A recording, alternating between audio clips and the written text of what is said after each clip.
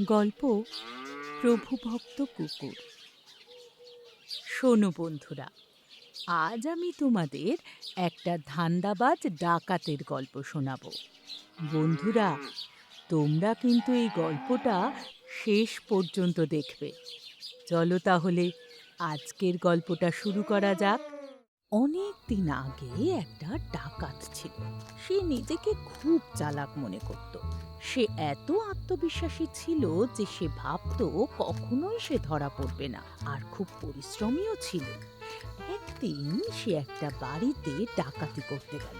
সে পাঁচিল টপকে বাড়িটার মধ্যে ঢুকল।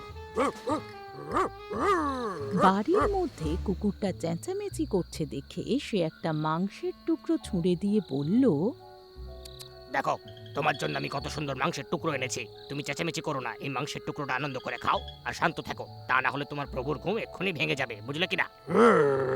এই এই এই এই এটা তুমি কি করছো? আমি যে মাংসটা দিলাম সেটা খাও, আর এইভাবে আমাকে দেখে চেঁচানোটা বন্ধ করো, বন্ধ করো বলছি। এটা কিন্তু ঠিক হচ্ছে না। বোকা লোক, তুমি কি মনে করো যে আমি তোমার ওই এক টুকরো মাংসের লোভে আমি জেনে শুনে আমার প্রভুকে বিপদে ফেলবো? আমি যখনই তোমাকে দেখেছি তখনই আমার মনে হয়েছিল যে তুমি মোটেও সুবিধের লোক নও এবং নিশ্চয়ই কোনো খারাপ উদ্দেশ্য নিয়ে এসেছো। তুমি আমাকে বশ করার চেষ্টা করছো আর আমার চেঁচামেচি থামানোর চেষ্টা করছো। একটা ধান্দাবাজ, সৎ লোকেরা কখনো ধান্দাবাজ হতে পারে না। এক্ষুনি চলে যাও এখান থেকে। বেশ বড় বড় কথা বলছো।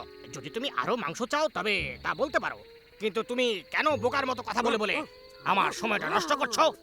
তুমি যতই আমাকে বশ করার চেষ্টা করো, আমি আমার প্রভুর সাথে কখনোই বেইমানি করব না। ডাকাত বুঝতে পারে যে সে কুকুরটাকে কোনোভাবেই বশ করতে পারবে না। ফলে সে আশাহত হয়ে ফিরে যায়, আর এইভাবেই কুকুরটা তার প্রভুকে বিপদের হাত থেকে রক্ষা করে। তাহলে বন্ধুরা, তোমরা এর থেকে কি শিক্ষা নিলে? সততা মানুষকে বিশ্বাসভাজন ও শ্রদ্ধাশীল করে।